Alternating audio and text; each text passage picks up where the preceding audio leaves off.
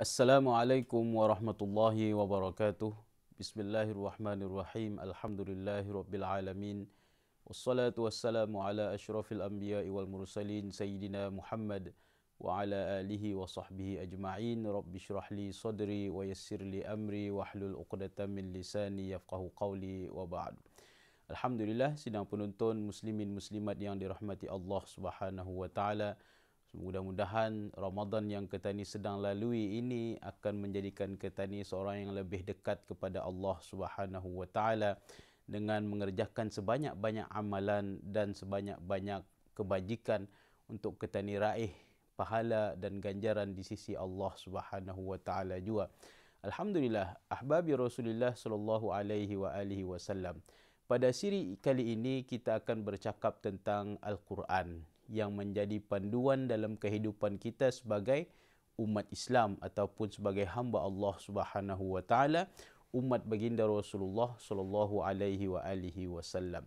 Allah Subhanahu wa taala berfirman, A'udzu billahi minasyaitonir rajim. Bismillahirrahmanirrahim. Syahrul Ramadan alladzi unzila fihi al-Quran hudan lin-nasi wa bayyinatin minal huda wal furqan. Yang kira-kira mafhumnya, bulan Ramadan diturunkan padanya Al-Quran sebagai huda atau petunjuk bagi manusia yang menjadi pembeza di antara yang hak dan yang batil. Sadaqallahul aliyul azim. Muslimin muslimat yang dirahmati Allah Subhanahu wa taala. Di dalam bulan Ramadan ini sepatutnya kita sebagai hamba Allah Subhanahu wa taala dan umatnya baginda Rasulullah sallallahu alaihi wasallam dianjurkan untuk memperbanyakkan membaca Al-Quran dan menghayatinya serta mengamalkan apa yang diajarkan oleh Allah Subhanahu wa taala di dalam kitab tersebut.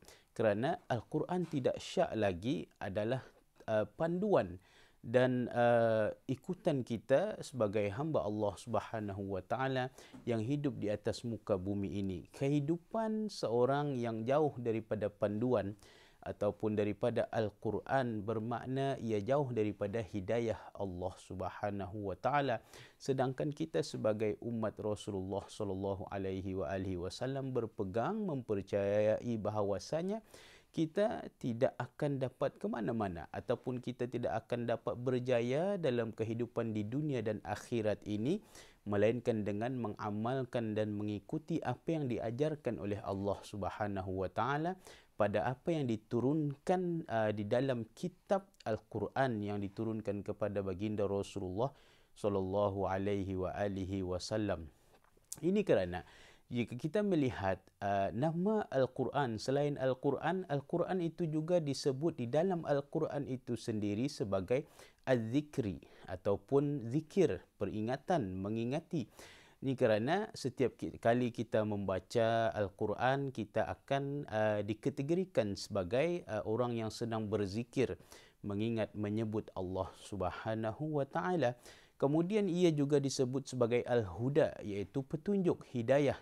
Dengan memperbanyakkan membaca Al-Quran dan kita mengamalkan apa yang diajarkan oleh di dalam Al-Quran, bermakna kita mengikuti hidayah yang ditunjukkan oleh Allah Subhanahu wa taala. Begitu juga Al-Furqan. Al-Quran dikenali sebagai Al-Furqan, iaitu yang membezakan di antara yang hak dan yang batil, yang benar dan yang salah. Di sini secara keseluruhannya muslimin muslimat yang dirahmati Allah Subhanahu wa taala, Al-Quran diturunkan untuk menjadikan kehidupan manusia ini terurus dan terarah dalam meniti kehidupan di dunia menuju kehidupan kita yang kekal abadi di akhirat.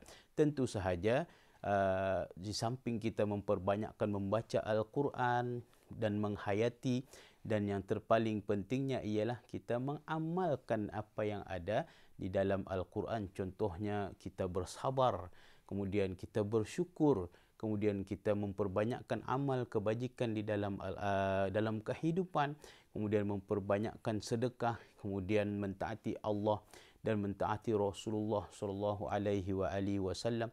Semua itu adalah cara ataupun jalan kehidupan yang ditentukan oleh Allah Subhanahu wa taala yang terbaik untuk kita sebagai manusia, untuk kita ni berjaya di dunia dan di akhirat. Mudah-mudahan kita ni dengan berkat dalam bulan Ramadan ini kita akan dapat sentiasa mendampingi Al-Quran dan menjadikan Al-Quran itu benar-benar sebagai panduan ataupun petunjuk arah kita dalam kita menuju kehidupan kita ni, dan kita sampai kepada Allah Subhanahu wa taala dalam keadaan maqam mahmud ataupun keadaan darjat maqam yang terpuji tinggi di sisi Allah Subhanahu wa taala.